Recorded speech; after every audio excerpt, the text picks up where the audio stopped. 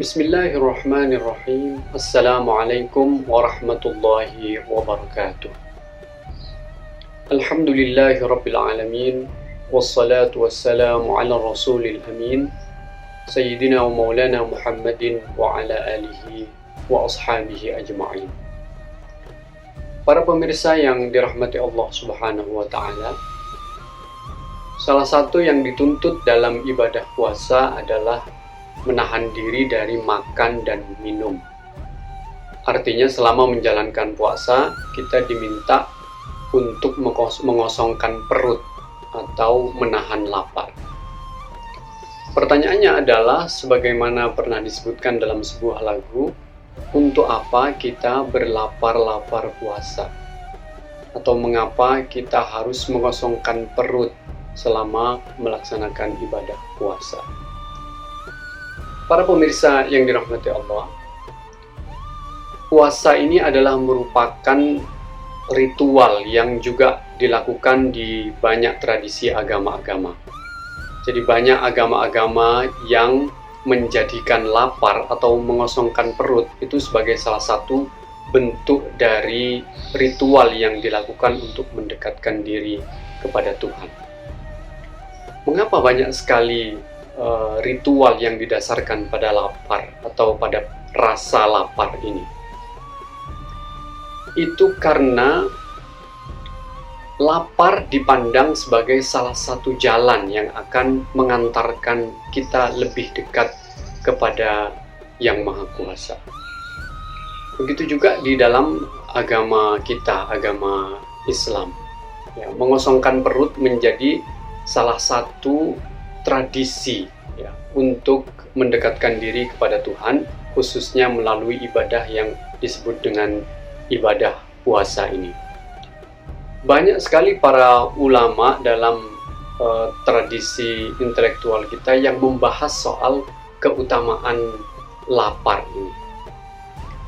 Menurut para ulama kita, perut itu atau lambung kita itu adalah merupakan salah satu sumber petaka bagi manusia itu. Contoh yang sering dikemukakan adalah peristiwa Adam dan Hawa.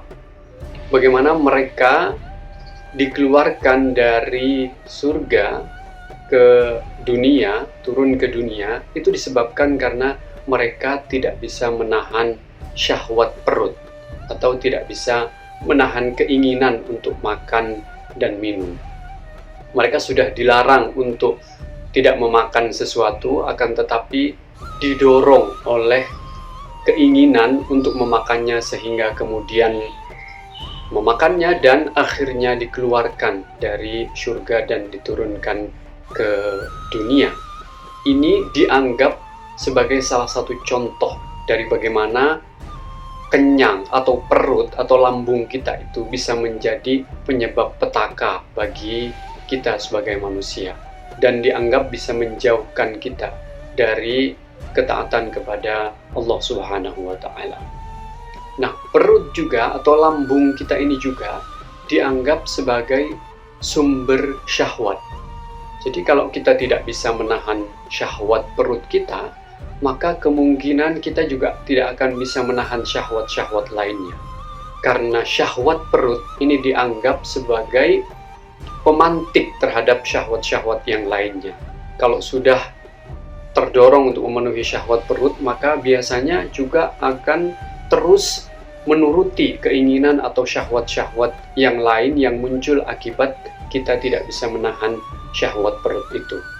Dan akhirnya kita sering terjatuh kepada maksiat karena terdorong oleh keinginan melakukan hal-hal yang tadi diakibatkan oleh perut yang terlalu kenyang atau yang terisi penuh itu. Nah, kenyang itu juga dianggap sebagai simbol pemenuhan syahwat duniawi. Nah, bagi kalangan yang fokus untuk mendekatkan diri kepada Tuhan, maka hal-hal yang duniawi itu cenderung dihindari, terutama yang terkait dengan syahwat perut, karena dianggap kalau sudah terdorong untuk selalu memenuhi syahwat atau keinginan perut, maka orang akan terbawa untuk melakukan kemaksiatan dan semakin menjauh dari Allah Subhanahu wa Ta'ala. Dan perut juga dianggap sebagai simbol syahwat. Jadi orang yang memenuhi kebutuhan perut, makan terlalu kenyang, itu dianggap orang yang selalu kalah oleh syahwatnya. Sehingga dia tidak bisa menahan lapar dan selalu memenuhi kebutuhan atau keinginan-keinginan perutnya. Selalu terdorong untuk mengisi penuh lambungnya. Dan oleh karena itu makanya dianggap perut itu adalah lambang dari pemenuhan syahwat. Nah, oleh karena itu maka kemudian para ulama menyatakan jika kita ingin kembali kepada ketaatan kepada Allah Subhanahu wa Ta'ala, maka yang harus dilakukan pertama kali adalah mengosongkan perut atau berlapar-lapar tadi. Karena kata ulama, lapar itu adalah pintu untuk menuju akhirat, sedangkan kenyang itu adalah pintu menuju dunia. Oleh karena itu, kalau kita ingin kembali ke kehidupan akhirat atau lebih mendekatkan diri kepada Allah Subhanahu wa Ta'ala, ingin lebih meningkatkan ketaatan kita kepada Allah Subhanahu wa Ta'ala, maka yang pertama harus dilakukan adalah mulai belajar mengosongkan perut atau merasakan lapar. Mengapa demikian? Karena dianggap lapar ini memiliki faidah-faidah yang sangat penting bagi seorang yang beragama. Banyak sekali faidah yang disebutkan oleh para ulama terkait dengan rasa lapar atau menahan lapar ini. Di antaranya misalnya adalah kalau orang itu sering mengosongkan perutnya atau makan tidak terlalu kenyang, maka hatinya akan menjadi lembut, kemudian pikirannya akan menjadi tajam, dan kecerdasannya akan menjadi muncul ke permukaan. Beda dengan orang-orang yang banyak makan atau selalu perutnya dipenuhi dengan makanan.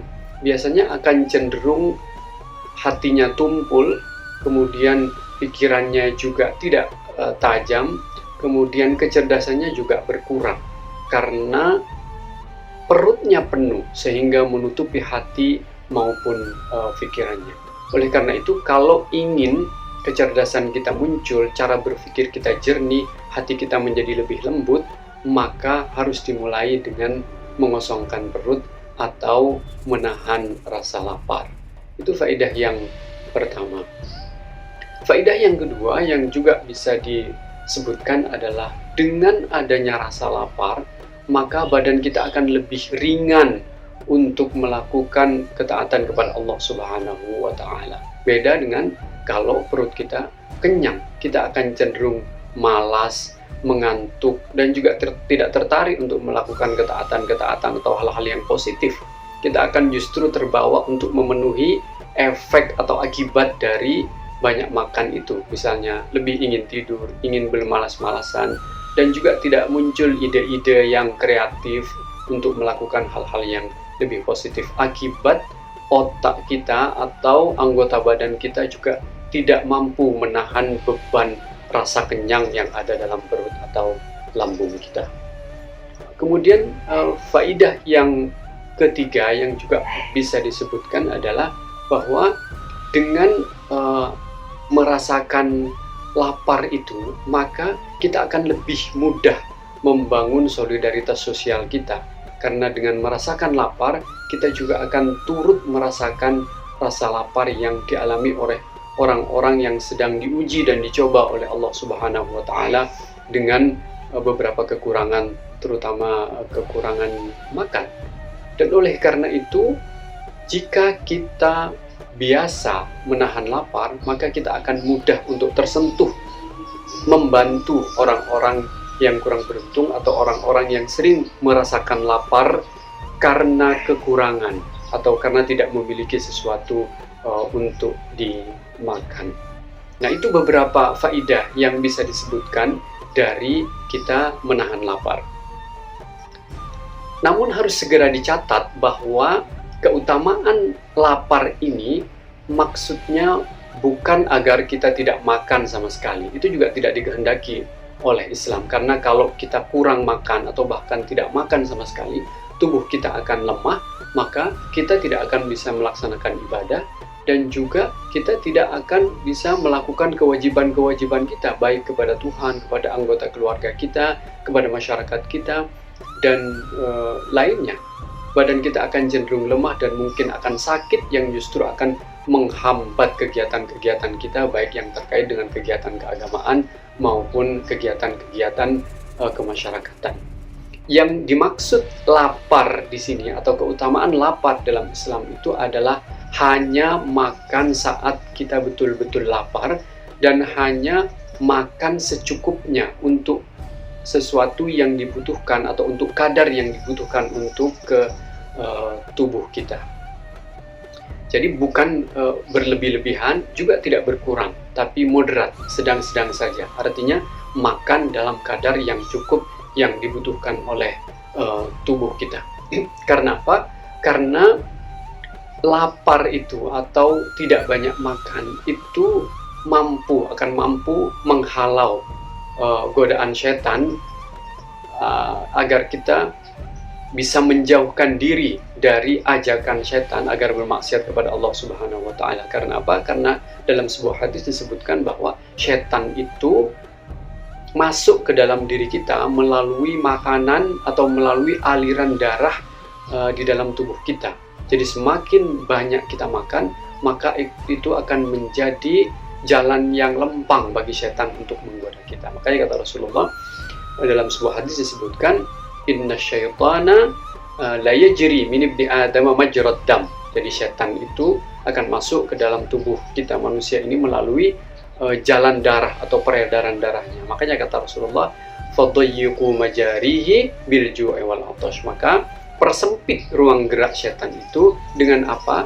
Dengan rasa lapar dan haus itu.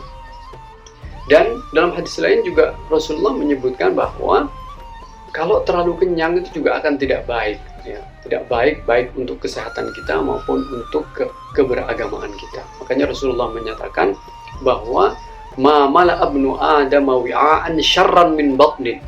Jadi tidak ada wadah yang paling buruk kalau diisi penuh itu selain perut. Ya.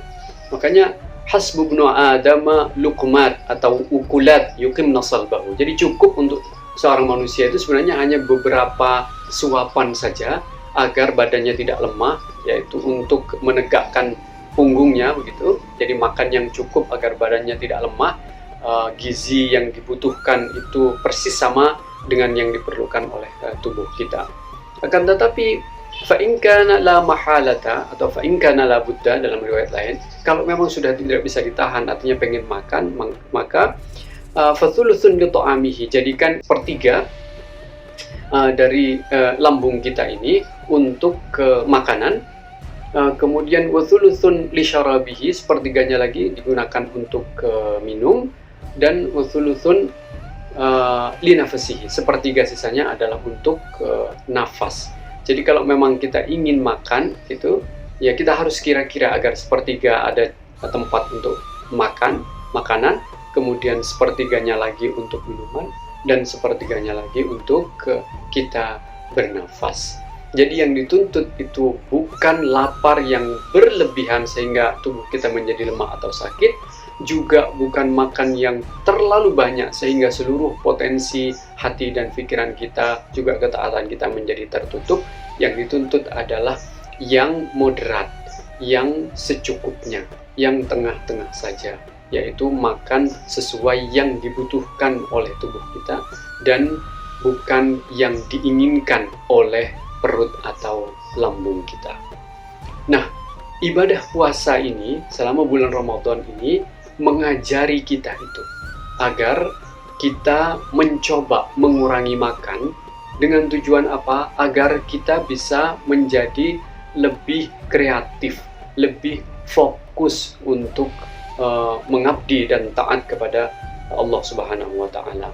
Makanya yang dianjurkan atau yang dituntut dalam ibadah puasa itu adalah ketaatan, sehingga puasa mengantarkan kita kepada ketakwaan. dan jalur yang harus kita tempuh agar kita bisa menuju kepada ketaatan dan menuju kepada ketakwaan. Terminal pertamanya adalah dengan berlapar-lapar tadi, atau mengosongkan perut. Nah, dengan mengosongkan perut ini, hati kita akan terbuka, pikiran kita juga akan menjadi lebih jernih, sehingga kita bisa beribadah dan menjalankan ketaatan kepada Allah Subhanahu wa Ta'ala secara lebih baik. Demikianlah beberapa hal yang terkait dengan pentingnya rasa lapar, atau mengapa ada ibadah di dalam agama-agama termasuk agama Islam yang menekankan pada pengosongan perut atau rasa lapar seperti puasa ini. Tak lain itu adalah untuk membuka pintu ketaatan kepada Allah Subhanahu wa Ta'ala. Jadi, lapar itu adalah pintu menuju ketaatan akhirat, akan tetapi sebaliknya, kenyang itu adalah pintu menuju syahwat keduniaan. Oleh karena itu, kita harus berhati-hati agar tidak makan terlalu banyak, dan juga harus menjaga agar tidak kurang makan, sehingga kita tetap bisa menjalankan ibadah dan aktivitas keseharian kita dengan lebih baik. Wallahu a'lam. Semoga bermanfaat. Terima kasih. Wassalamualaikum warahmatullahi wabarakatuh.